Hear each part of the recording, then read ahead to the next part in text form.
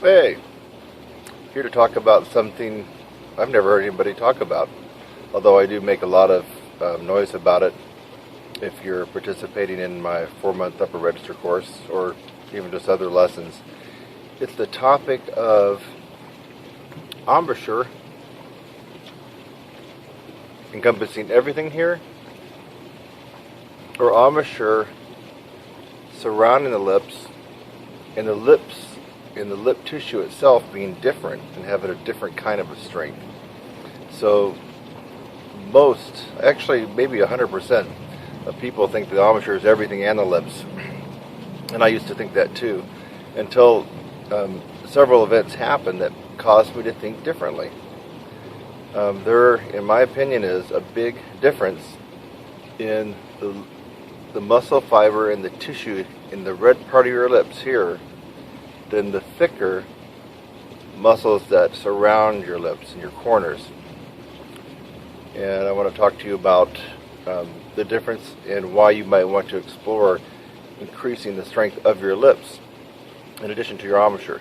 Now, they're not totally separate. In other words, if you're going to be working on the strength of your lips, your corners and your embouchure will come into play. If you're going to be working on lip flexibility, lip slurs, and glossandos, things like that, your lip strength and will get affected, and it comes into play. So they are interrelated, of course. But for example, if you've ever had the feeling of playing for a long time, and you feel like your chops are kind of giving out on you, but you notice that you can still play, but it feels like your lips bottom out on the mouthpiece. They just kind of keep caving in.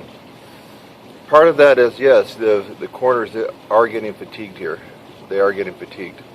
But the real reason that's happening is the muscle fiber here can no longer plump up and create that cushion that you need on the horn. Remember, if that cushion goes away, your range runs out, and so does your playing. In fact, that's the whole reason that we all have a maximum range, regardless of how high it is. Your high range actually quits when you're using the maximum amount of pressure, and you go that one step further and no more sound or note will come out. That's because you stopped the vibration of your lips.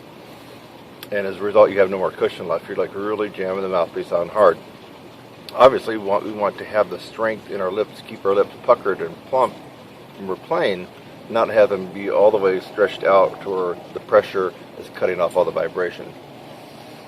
So how can you really tell the difference in lip strength? Well, I'm going to be posting another video I did quite a while ago. It's actually the second hardest technique of the 75 techniques in my course. Is the triple octave scale. The triple octave scale is actually done in one breath and has gone up and down in 3 octaves with no tonguing. What makes that so hard is you have to roll in your lips and your embouchure in real time, and you don't get the ability to cheat and re-attack and restart the tone or with your breath. We all know if we go high and we take a breath or we tongue, that gives us a little bit of advantage to keep either going higher to make that higher note easier, right?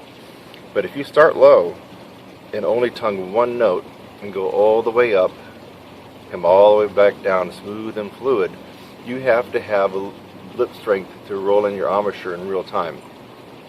Rolling in your embouchure because you're actually contracting the space or the aperture to be able to speed up the air. That's one way that we get compression. So you have to be able to do that in real time. Yeah, your chops in your corners here may help out a little bit, but it's your lips doing the heavy lifting. And if you don't have that lip strength, you're not going to be able to get the most out of your playing and the smoothness and the ease of getting around the horn. So I'm going to be posting that video to further show the difference in lip strength and embouchure strength. Embouchure strength, as we all know, is when you're there's a lot of ways to demonstrate it, but basically when you're doing simple lip slurs.